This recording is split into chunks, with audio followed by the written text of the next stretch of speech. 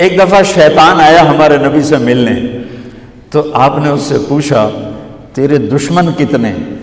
وہ مسلمان جو 24 گھنٹے باوضو رہتا ہے، 5 نمازیں ہیں، 30 روزے ہیں، زکوٰۃ اور حج مالداروں پر ہے۔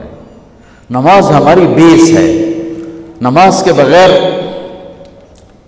معاشرے کی بنیاد نہیں بن سکتی۔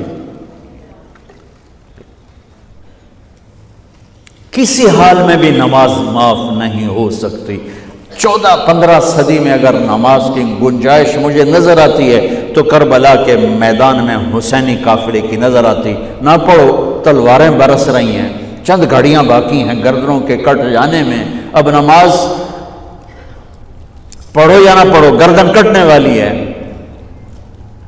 اس کے باوجود امام عالی مقام نے زہیر آپ کے رائٹ سائڈ پر جھنڈے بردار تھے، ان کو اشارہ کیا کہ یہ شمر سے کہو نماز پڑھنے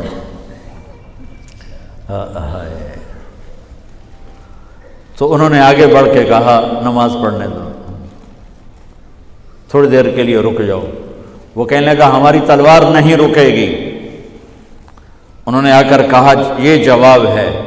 امام عالی مقام نے فرمایا پھر نماز بھی نہیں چھوٹے گی۔ جی میٹنگ تھی، نماز یاد نہیں رہی، میٹنگ بڑی لمبی ہو گئی، نماز چھوٹ گئی، سارے دروازے بند کر دیے۔ حالانکہ اللہ کی قسم اگر یہ قافلہ نماز نہ بھی پڑھتا تو ان کے لیے جنت کے دروازے کھل چکے تھے، چونکہ جنگ سے پہلے آنکھ لگی، آنکھ کھلی تو مسکرائے۔ تو بہن نے پوچھا یہ کوئی ہنسنے کا وقت ہے؟ موت سر پہ کھڑی، کہنے لگے یہی تو ہنسنے کا وقت ہے۔ خواب میں اللہ کے نبی آئے ہیں، کہہ رہے ہیں بیٹا میں لینے کے لیے آ چکا ہوں۔ پھر نماز نہیں چھوڑی تو پی آئی اے والا کہہ سکتا ہے کہ جو میں جہاز اڑا رہا تھا نماز چھوڑ گئی۔ ارے بھائی پوچھو علماء سے سفر میں کیسے پڑھنی ہے، آسانی کر دی، چھوٹی کر دی، معافی نہیں ہے۔ اگر معافی ہوتی تو اس حسینی قافلے کو ہوتی۔ آدھے نماز پڑھو آدھے جنگ کرو۔ اب تو 1440 ہجری ہو چکی ہے، 1440 سال میں سب سے خوبصورت نماز جو پڑھی گئی کربلا کے میدان میں پڑھی گئی۔ سب سے خوبصورت سجدہ جو کیا گیا کربلا کے میدان میں کیا گیا۔ اور زمین نے بھی کیا فخر کیا ہوگا کربلا کی زمین نے کہ آج کون ہیں جن کے ماتھے میرے اوپر ٹک کر یوں لگ رہے ہیں جیسے ٹیکا میرے ماتھے پہ آ گیا۔ جب سبحان رب الاعلیٰ کی صدا گونجی ہوگی تو زمین کی 7ویں تہ بھی ٹھنڈی ہو گئی ہوگی۔ تو میرے نبی کا نواسا ہمارے لیے دروازے بند کر کے جا رہا ہے۔ کسی حال میں نہیں چھوڑ سکتے نماز، سوائے اس کے کہ بے ہوش ہو جاؤ، چلو ٹھیک ہے، اس کے علاوہ نہیں چھوڑ سکتے۔ لیٹے لیٹے پڑھو، نہیں اٹھ سکتے لیٹے پڑھو، آنکھوں کے اشارے سے پڑھو، چھوڑ نہیں سکتے ہو۔ آدھوں نے نماز پڑھی، آدھوں نے جنگ کی، پھر آدھوں نے نماز پڑھی اور سب نے جنگ کی، اور عصر میں سب نیزے پہ چڑھ چکے تھے۔ عاشق کا جنازہ ہے، ذرا دھوم سے نکلے، محبوب کی گلیوں سے ذرا گھوم کے نکلے۔ ہمارے دفتروں میں، بازاروں میں، گھروں میں نماز زندہ ہو جائے۔ روزہ تو سال کے بعد آئے گا، بیمار ہے تو چھٹی، مسافر ہے تو چھٹی بعد میں رکھ لینا۔ زکوٰۃ پیسے والے پر ہے، حج پیسے والے پر ہے، ایک نماز ایسا فریضہ ہے جس کے لیے میرے رب نے 700 دفعہ قرآن کو ہلا دیا ہے۔ نماز نماز، کبھی لفظ صلاۃ کے ساتھ، کبھی اور الفاظ کے ساتھ، 700۔ ایک آرڈر آ جائے ملک صاحب کا تو آپ ہل جاؤ گے، آرڈر آ گیا، آرڈر آ گیا۔ میرا رب 700 دفعہ کہے اور تمہاری مسجد خالی ہو کہ ہمیں اپنے اللہ اور اس کے رسول کی عظمت اور ہیبت کا پتہ نہیں ہے۔ نماز کے بعد زندگی اگر ساری نماز بنانا چاہتے ہیں، نمازیں کتنی ہیں بھائی بولو؟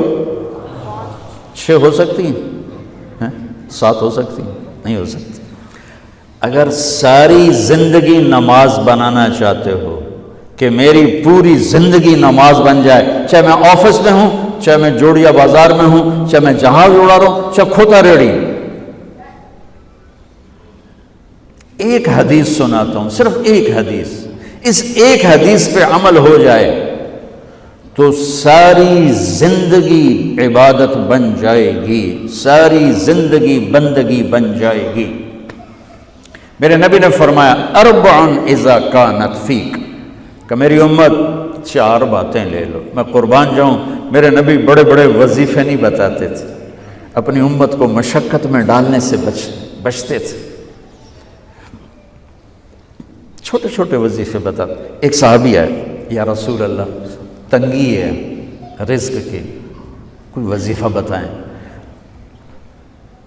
کتنے لمبے لمبے وظیفے لوگ پڑھ رہے ہیں کہ کاروبار کھل جائے اور روزی بڑھ جائے، کتنے لمبے چوڑے، کتنے کتابوں میں ایڈے ایڈے بڑے وظیفے لکھے پہ، پڑھوں گے مندہ بڈھا ہو جائے۔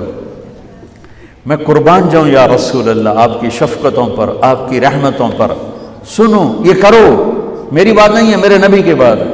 تجربے کی وجہ سے کرو گے تو کچھ نہیں ملے گا، یقین سے کرو گے تو دروازے کھلتے دیکھو۔ کہ یا رسول اللہ ارید ان یوسع علی رزقی، میں چاہتا ہوں میری روزی کھل جائے۔ تو آپ نے کہا ادم علی الطہارہ یوسع علیک رزقک، تو باوضو رہا کر تیرا رزق کھل جائے۔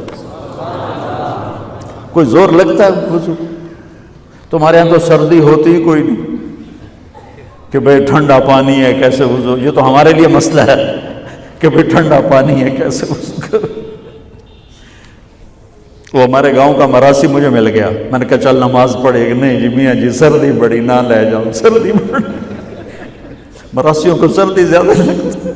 میں نے کہا نہیں آج تک نماز پڑھا کے چھڑنا ہے۔ میں اس کو لے کے جب وہ ٹوٹی پہ بیٹھا نا، جو ہی ہاتھ پہ پائے، اوہ حالے وہ ٹھنڈا پانی ہے، اوہ حالے وہ ٹھنڈا پانی۔ تمہارے لیے تو یہ مسئلہ بھی نہیں کہ ٹھنڈا پانی۔ میرے نبی کی یہ سارا مجمع لے لو، یہ اوپر مستورات لے لیں، ادم علی الطہارہ یوسع علیک رزقک۔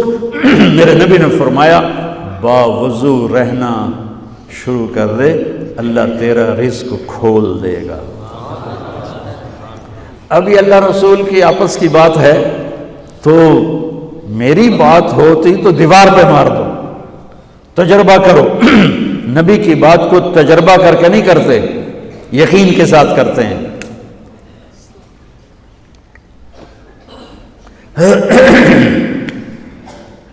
ادم علی الطہارہ یوسع علیک رزقک، باوضو رہا کر۔ اچھا باوضو رہنے کے اور فائدے، اللہ پیار کرتا ہے، شیطان ڈرتا ہے، اور وضو ہوگا تو نماز آپ ہی پڑھی جائے گی، چلو یار وضو ہے 4 فرض ہی پڑھ لو گی۔ ایک دفعہ شیطان آیا ہمارے نبی سے ملنے، تو آپ نے اس سے پوچھا تیرے دشمن کتنے؟ کہنے لگا 15۔ آپ نے فرمایا کون کون ہے؟